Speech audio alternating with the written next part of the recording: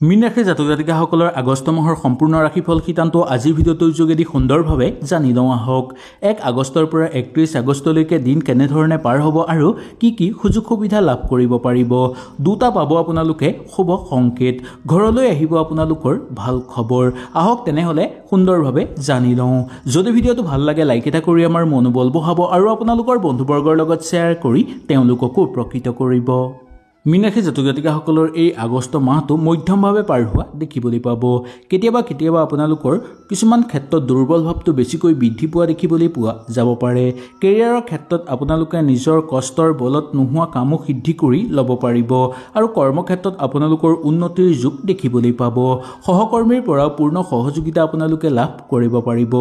নিজে পৰিকল্পিত কাম আপোনালোকে সিদ্ধি কৰি উলিয়াই ল'ব পাৰিব। নিজৰ লক্ষ্যত উপনীতও হ'ব পাৰিব। ব্যৱসায়িক বাণিজ্যৰ লগত জড়িত লোকসকলৰ কাৰণে ব্যৱসায়িক ক্ষেত্ৰত আপোনালোকৰ ভাল যোগ দেখিবলৈ পোৱা যাব পাৰে। চাকৰিয়ালসকলৰ লগত জড়িত লোকসকলে বা চাকৰিৰ লগত জড়িত লোকসকলে সহকৰ্মীৰ সৈতে মিলা মিছা কৰাত কিছু সমস্যাৰ সন্মুখীন হোৱাৰ সম্ভাৱনা দেখিবলৈ পোৱা যাব পাৰে। কিন্তু মাহৰ দ্বিতীয়ৰ ভাগত আপোনালোকৰ যথেষ্ট ভাল যোগ দেখিবলৈ পোৱা যাব পাৰে। প্ৰথম সপ্তাহত কিছু সমস্যা হোৱাৰ সম্ভাৱনা দেখিবলৈ পোৱা যাব পাৰে। শিক্ষাৰ ক্ষেত্ৰত এই মাহটো মিশ্ৰিত ফল লাভৰ যোগ দেখিবলৈ পোৱা যাব। শিক্ষাৰ গুৰুত্বহীন মনোভাৱ আপোনালোকৰ বৃদ্ধি পোৱাৰ সম্ভাৱনাও দেখিবলৈ পোৱা যাব পাৰে। সেইকাৰণে আপোনালোকে শিক্ষাৰ ক্ষেত্ৰত অলপ নজৰ ৰাখিবলৈ বা মনোযোগ দিবলৈ চেষ্টা কৰক। প্ৰাথমিক শিক্ষাৰ্থীসকলৰ কাৰণে এই মাহটো ইমান ভাল আৰম্ভ হৈ পৰিব। প্ৰতিযোগিতামূলক পৰীক্ষাত আপোনালোকে বহিব বিচাৰিলে মাহৰ দ্বিতীয়ৰ ভাগত আপোনালোকৰ ভাল ফল পোৱাৰ সম্ভাৱনা দেখিবলৈ পোৱা যাব পাৰে। পাৰিবাৰিক জীৱনৰ কাৰণে এই মাহটো মধ্যম ফলাফলৰ যোগ দেখিবলৈ পোৱা যাব।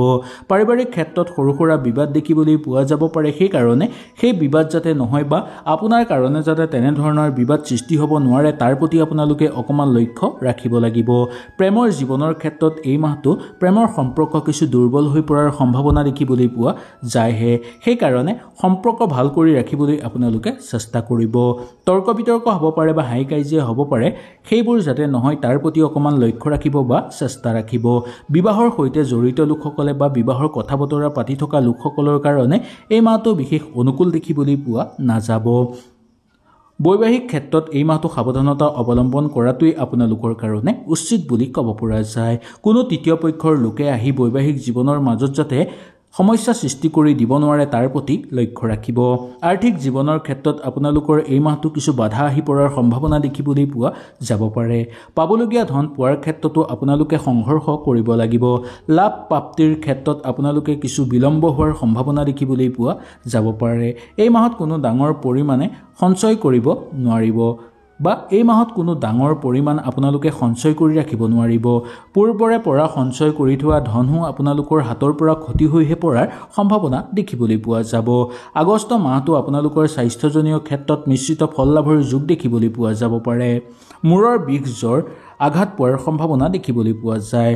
ৰক্তচাপ আদিৰ সমস্যাৰ সন্মুখীন হোৱাৰ সম্ভাৱনা দেখিবলৈ পোৱা যাব পাৰে। সেইকাৰণে সাৱধানতা আপোনালোকে অৱলম্বন কৰি চলিব। এই মাহত আপোনালোকে মদ, মাংস আৰু কণী যদি এৰি চলিব পাৰে তেনেহ'লে আপোনালোকৰ কাৰণে বেছি ভাল হ'ব। এই মদ, মাংস আৰু কণী খালে আপোনালোকৰ বেছিকৈ স্বাস্থ্যৰ অৱনতি হোৱাৰ সম্ভাৱনা দেখিবলৈ পোৱা যাব পাৰে। সামাজিক ক্ষেত্ৰত আপোনালোকৰ খ্যাতি বৃদ্ধি পাবলৈ ধৰিব, অনুকূল প্ৰভাৱ দেখিবলৈ পোৱা যাব।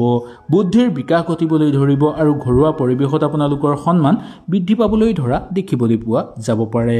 জ্বৰ, কাহ, বিষ আৰু ৰক্তচাপ বৃদ্ধি পোৱাৰ ফলত স্বাস্থ্যৰ অৱনতি হোৱাৰ সম্ভাৱনা দেখিবলৈ পোৱা যাব পাৰে। কোনো অচিনাকি ব্যক্তিয়ে ক্ষতি কৰিব পাৰে আপোনালোকক। সেইকাৰণে অচিনাকি ব্যক্তিৰ পৰা বিশেষকৈ এই মাহত সাৱধানতা অৱলম্বন কৰিব। যেতিয়া আপুনি নতুন উৎসৱত বা নতুন উৎসৱলৈ যাব তেতিয়া আপোনালোকৰ ধন হেৰাই পোৱাৰ সম্ভাৱনা বা ধন লাভৰ যোগ দেখিবলৈ পোৱা যাব পাৰে। আপোনাৰ সন্তানৰ লগত অলপ চকু ৰাখিবলৈ চেষ্টা কৰিব লাগিব।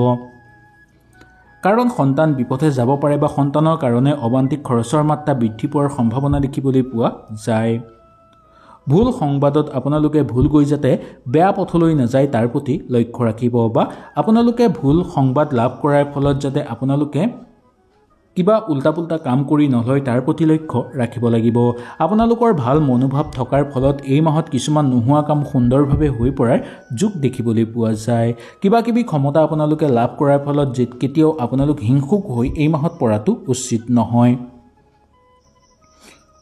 কোনোবা ক্ষেত্ৰৰ পৰা আপোনালোকে শিল্পী সাংস্কৃতিক জগতৰ লগত জড়িত লোকসকলে বঁটা লাভৰ যোগ লাভ কৰিব লগতে সুযোগ সুবিধা আপোনালোকে লাভ কৰিবলৈ সক্ষম হ'ব এই মাহত কৰ্মক্ষেত্ৰত আপোনালোকে অধিক নিজৰ পছন্দৰ মতে কৰ্ম লাভ কৰিবলৈ সক্ষম হোৱা দেখিবলৈ পোৱা যাব পাৰে মন মগজুত আপোনালোকৰ মানসিক চাপ কিছু পৰিমাণে কমিবলৈ ধৰিব আৰু জীৱন সুন্দৰভাৱে আগভাগ ল'বলৈ ধৰিব নিজৰ চিন্তাই আপোনালোকে নিজেই শান্তি লাভ কৰিবলৈ সক্ষম হোৱাৰ সম্ভাৱনা দেখিবলৈ পোৱা যাব পাৰে ওচৰৰ পাজৰে যদি আপোনালোকৰ ঘৰৰ ওচৰত যদি শিৱ স্থান আছে বা শিৱ মন্দিৰ আছে তেনেহলে তালৈ গৈ এগছি আপোনালোকে চাকি জ্বলাব নাইবা শিৱ মন্দিৰত গৈ আপোনালোকে মহাদেৱক দৰ্শন কৰিব এনে কৰিলে আপোনালোকৰ জীৱনত চলি থকা সমস্যাবোৰ সমাধান হৈ পৰিবলৈ ধৰিব বন্ধুৰ লগত আপোনালোকে কিছুমান গোপনীয় সময় অতিবাহিত কৰিবলৈ সক্ষম হোৱা দেখিবলৈ পোৱা যাব খোৱা বোৱাৰ ক্ষেত্ৰত আপোনালোকে সাৱধানতা অৱলম্বন কৰিব বিশেষকৈ মদ মাংস আৰু কণীৰ ক্ষেত্ৰত অলপ